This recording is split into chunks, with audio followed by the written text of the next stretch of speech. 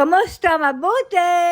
For today's video. For today's video ay nasa mood si Nilush ng araw na yan, pero yan na din yung huling araw na napaliguan ko siya. Pero bago yan ay dumaan dito sa bahay si Rapi at dinala yung mga orange para sa anak ni Lola. Galing yan sa kanilang taniman at pupunta nga dito sa bahay ang anak ni Lola na lalaki, kaya nagpakuha siya ng mga orange kay Rapi. Ding ding ding. Mading ding ding. Ding ding. Ding ding ding ding ding ding ding ding ding ding.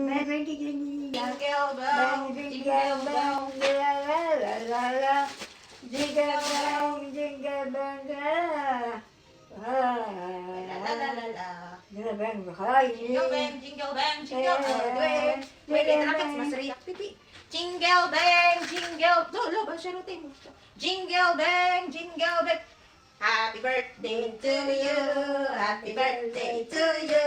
Happy birthday to you. Ay nga todo aliw ako kay Nilush para mapapayag siya na maligo, kaya naman lumabas na naman ang talent ko ng pagiging entertainer. zere zere salom, כל הריבה יחלום, חברות טובות על יש לי שתי ידיים, מוחות כפיים, מלא מלא ומגלב ונמות כל הכבוד נילוש. פרו פרו בוקית בוקית פרו פרו, פרו פרו בוקית בוקית פרו פרו. פאו פאו מוקי מוקי פאו פאו Paa, tuhod, Talika tulo, baha tulo, balita tulo. patulo, balikatulo, patulo. Balita tulo. Ay po ulo. Ulo. Kolakabod, balikat. Ay po balikat. Balikat, lo, balikat. Balikat. Kolakabod. Tuhod. Ay po tuhod. Kolakabod. Paa. Ay po paa. Paa.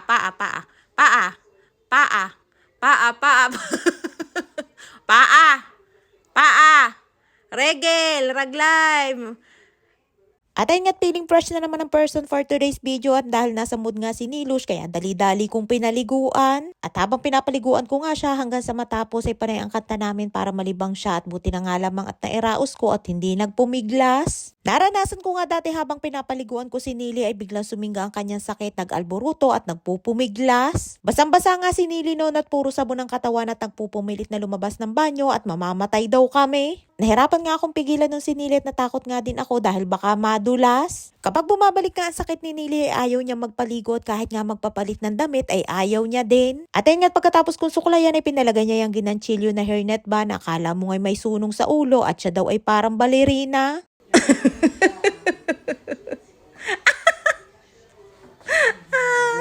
At yung sa yoga. Kalakabot!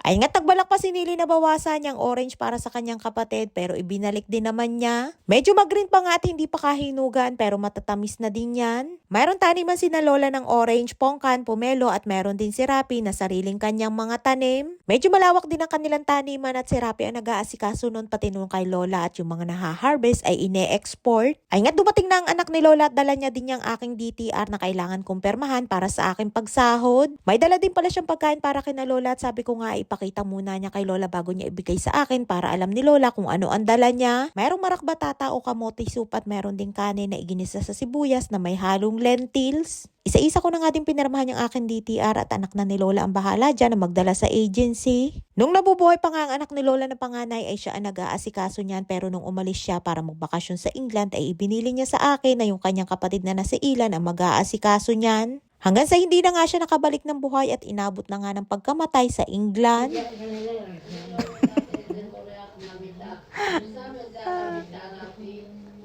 Cutie Nilush! Ay nga tawang-tawa ko dyan kay Nilush at napaka-cute nga at akala mo may sunong sa ulo at nagsuot pa nga ng salamin. Yes, yung pemish ka pa, Michelle Mize. Glasses.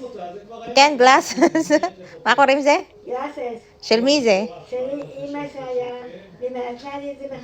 Ay nga't sari-sari si Nilos at wala nga maisipan at nagsuot nga ng salamin at ini-English pa nga ako at glasses daw. At dyan naman kumuha ako ng 4 na orange at pinabawas nga ako ni Lola para mayroon din daw kami at kahit medyo green pa nga ay matatamis na din yan. Paalis na nga ang anak ni Lola niya na humingi pa nga sa akin ng mga lagayan na tab at kung mayroon din daw kami na extra na garapon na walang laman. Marami nga kami dito sa bahay na plastic food container na pinaglagyan ng mga lutong pagkain na binibili ni Rapi. At iniipon ko ngayon at siya kung pinaglalagyan ng mga natitira naming pagkain.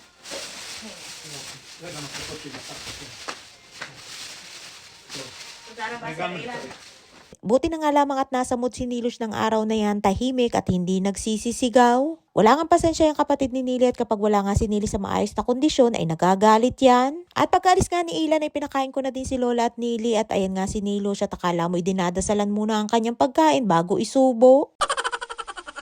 At ikaya na mini. Tugtig niya rin. So po, dapat nyo, no, sa tutulong na. So po, dapat nyo, no, sa tutulong Kala ka ba? Tukli. Tignan rin ako pero siya lang. Kaya dato ba? At ayun nga todo marites pa at halo-halo na nga ang pinagsasasabi na hindi ko naman maintindihan at kinantahan pa nga ako. Kung dati-rati nga ay malingat ka nga lamang saglit ay ubos na agad ang kanyang pagkain ay ngayon nga ay nauuna pa ang daldal bago makasubo. At eto nga ay sa panggawain ni Nili kapag bumabalik ang kanyang sakit laging laku-lako yung kanyang Christmas tree at ayun nga't biyabit na baligtad na. At minsan nga ay doon pa yan inilalagay ni Nili sa gitna ng daan malapit sa pintuan ng aking kwarto. Kaya kapag tinawag ako ni Lola sa madaling araw at mumukat-mukat ako at kapag hindi nga napansin ay makakadapa. Tunay nga na napakahirap na alagaan ni Nili kapag gana ng kanyang kondisyon at minsan nga ay kailangan mong sabayan ng kanyang tree para lamang siya ay malibang. Okay lamang sana kahit ganyan siya araw-araw na masiyahin basta wag lamang iiyak at sisigaw at yun ang tunay na nakakaiyamot. At ayun nga't kalalagay pa nga lamang dun sa sulok niyang Christmas tree abay ibinalik na naman at sa gitna pa talaga inilagay at hindi nga magkaintindihan kung paano itatayo. Tunay na hilong-hilo na nga yung Christmas tree na yan sa pagpapauli-uli at pati nga paa ay napilay na kaya hindi na tumayo. Sabi ko nga sa kanya ay ibalik dun sa pinagkuhanan at hindi pwedeng nakaharang sa gitna dahil wala kaming dadaanan. Sa 7 na taon ko nga pag-aalaga kay Nili ay lagi kong ipinagpapasalamat na ako'y nasa katinuan pa. Dahil kapag mahina-hina ang tagapag-alaga din ni kay Nilos, abay baka mawala na din ang bait. Hindi biro ang pinagdadaanan ng mga katulad ni Nili at kahit sila ay hirap din sa kanilang kondisyon. Hindi nila ginusto at kahit sino naman ay hindi gugustuhin na magkasakit kaya ipagpasalamat natin dahil mapalad tayo dahil wala tayo sa kanilang kalagayan. Ay siya nga dito lang ang ating kwento for today's video at maraming po salamat sa inyong support at laging panonood. Mag-ingat po kayo palagi. And please follow and share ako Infinity Private Resort and Events Place and please subscribe to my YouTube channel.